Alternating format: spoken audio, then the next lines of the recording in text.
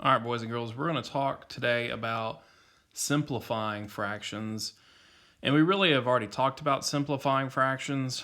We're just going to go into more depth on simplifying fractions. And the reason is because it's so important to us. We spend a ton of time simplifying fractions. We really spend a ton of times on fractions in 5th grade. And so we'll be simplifying quite a bit. And you'll be simplifying quite a bit over the next few years. So this is a really important type of math. It's a really a good time for you in math to build a good foundation. That way, when you get into 6th, 7th, and 8th grade, this skill is going to be really, really easy. And you want this skill to be easy because when you get to 6th, 7th, and 8th grade, the math's going to get harder. And if this skill is good and this makes sense to you now, then those skills in 6th, 7th, and 8th are going to be much easier. So let's talk about simplifying. First off, yesterday when you took notes on equivalent fractions, if you did not write that into your table of contents, you can do that. So I'm going to put that in mine, and you guys can do the same. So you can write equivalent fractions in there. That actually took me to the bottom of my table of contents. So I'm going to go ahead and turn the page and go to the next, which I'm going to write on the back of mine. And so I'm going to go to the table of contents here, and I'm just going to keep going. 12/3 is today's date. And so on the 3rd, we're going to be talking about just simplifying. So I'm going to write that in there. All right, so I'll give you guys a chance to write that in there, and make sure that you have it. That way you can look it up in the future if you need it. So simplifying, kind of the main topic today. For the most part, I felt like you guys did pretty good on the equivalent fraction activity. I'm going to just basically extend that activity, and I'm going to add a few pages to what you did yesterday. And so you're just going to continue to work on equivalent fractions, but we're going to focus more just on the simplifying part. So that's why we're taking some notes on simplifying today. So I'm going to turn to my next blank page. You guys can do that as well. And when you are there at the top, we'll write simplifying as a title. So you should be here, and then at the top you're going to write simplifying.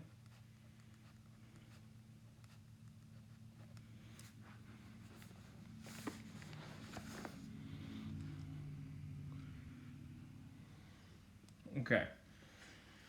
So I'm going to come down and I'm going to write a few words here. Now hopefully we can get this where you can see it a little bit better. Let me see if I can't fix it here. I know it's kind of blurry on mine. So there we go. It's going to focus. It might kind of focus in and out a couple times during this video, but I'll try to get it clear, especially when you guys have to write something. But I want to start talking about, again, what simplifying means. So simplifying is you taking a fraction and dividing it by a whole to find an equivalent fraction. And so what I want to do here is I want to go down just a couple lines, and I'm going to put a star here, and then I'm going to put an example of what simplifying looks like. So I'm going to take a pretty simple fraction of 8/12, and I'm going to divide by a whole. Remember, when you're dividing by a whole, especially when you are simplifying, you have to find a number that goes into both 8 and 12. So you can't just pick a random number and just say, well, I like 5s, let me try 5/5. Well, 5 can't go into both 8 or 12, so it just doesn't make any sense there. And so we've got to pick a number that can go into both, and so I want to talk about some strategies on how to do that.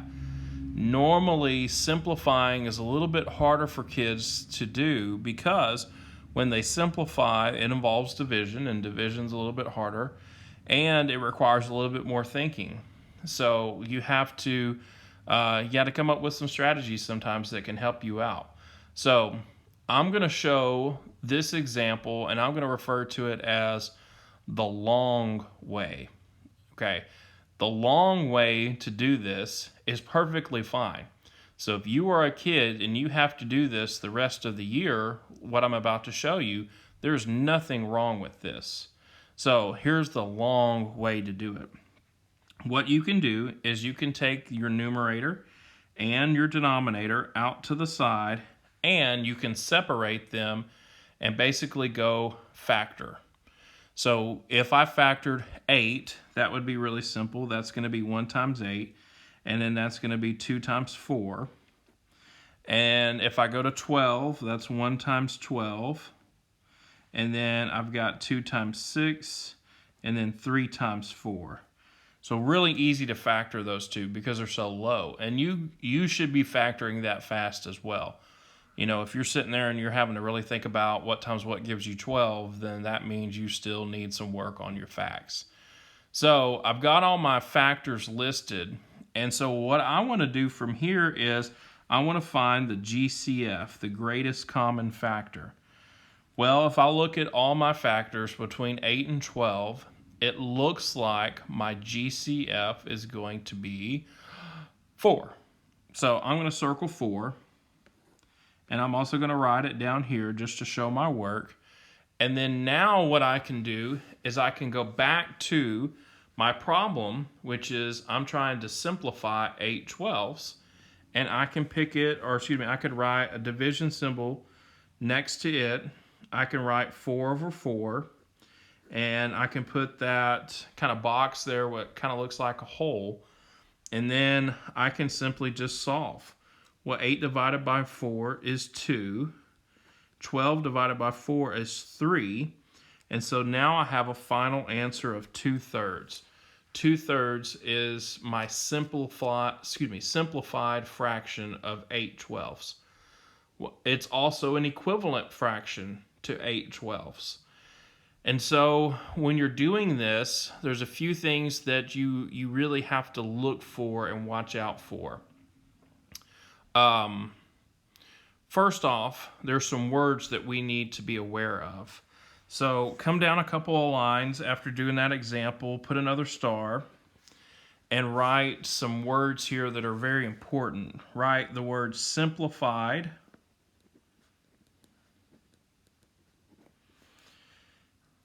Put a comma, write simplest form.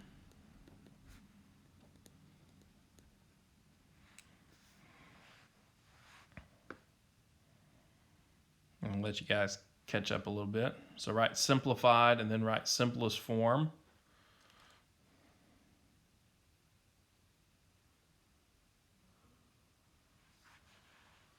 Okay, and then do one more, put another comma, put and then I'm going to write this because this could show up. Simplify. And then put a dash here and then write the words lowest. And then I'm going to write this. I doubt that you're ever going to see it. But write simplify and then put lowest terms, the word terms, T-E-R-M-S. That's something that I would have done maybe as a kid. I would have seen that vocabulary. I haven't seen that too often lately in math, but you just never know if it were to pop up.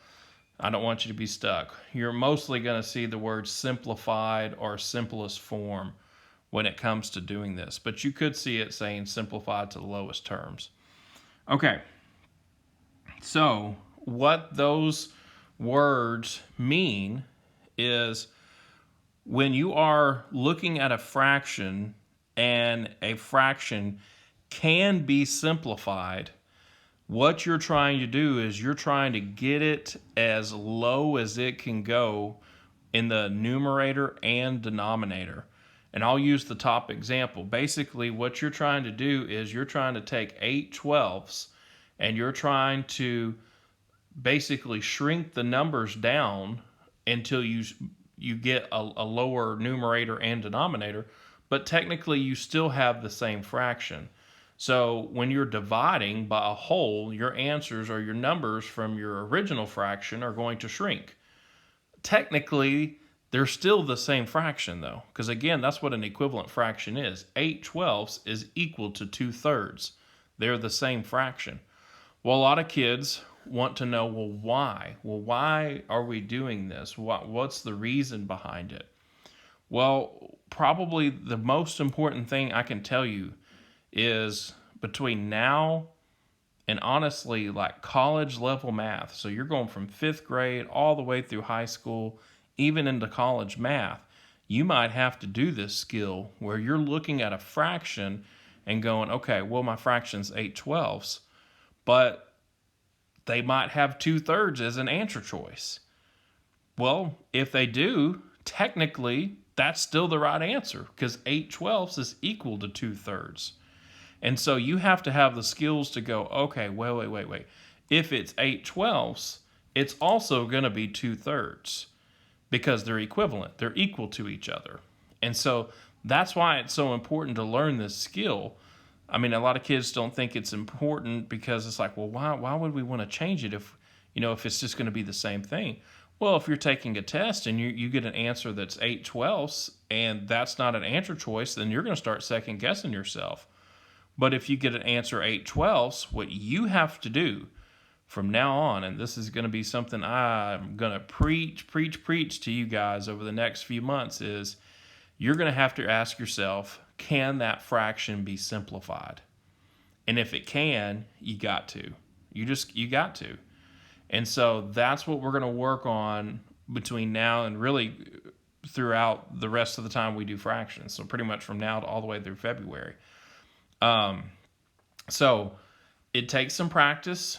It takes some patience at times because this is a kind of a newer skill. You maybe did a little bit of this in 4th grade, but you didn't do as much as we're about to do in 5th grade. But I really and truly think it kind of just goes back down to math facts though, because if you know your math facts, this is going to be easy.